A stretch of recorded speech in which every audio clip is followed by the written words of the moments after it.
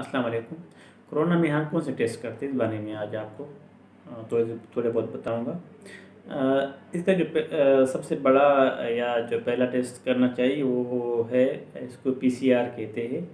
ये नाक में यहाँ से जो हम या लैब वाले सैंपल लेते हैं या थ्रोट से भी सैंपल लेते हैं, तो उसका वो पीसीआर कर लेते हैं। लेकिन पीसीआर का हॉस्पिटल में तो फ्री है, लेकिन प्राइवेट 3,500 से लेकर 8,000 तक इसकी चार्जेस या ख़र्चे हैं।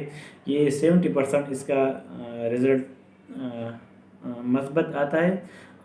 मतलब अगर 100 लोगों में ये टेस्ट कर ले तो 70 लोग, अगर 100 लोगों में ये बीमारी या वायरस हो तो 70 लोगों में ये टेस्ट में आ जाते हैं, और 30% या 30% लोगों में ये मंफी आता है। इस चीज़ का एक मंफी पहलू ये है, या इस वजह से ये अच्छा टेस्ट नहीं है। इसका 100% या 100% इसका तंदुरुस्त की या एक्यूरेसी नहीं है।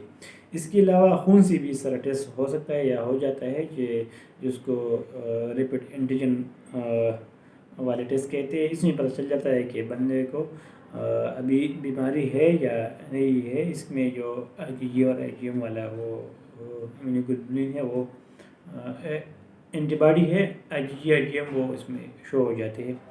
इसके अलावा जो रूटीन में हम खून के टेस्ट करते हैं, तो इसमें से CBC और सीरम LDH, सीरम क्रिएटिनिन और डी डाइमर्स या PTC भी कर लेते हैं। इसके अलावा रेप्टीज भी करनी चाहिए।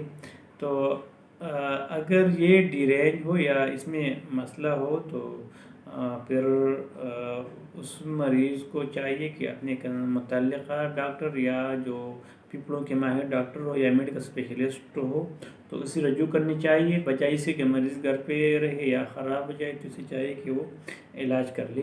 और कौन से मरीज़ हॉस्पिटल में इसका एडमिशन होना चाहिए या दाखिल करनी चाहिए, या इसके इलाज क्या है, तो इस बारे में आप नीचे डिस्क्रिप्शन में वीडियो है वो देख लें, इंशाल्लाह आपको फ़ायदा देगा।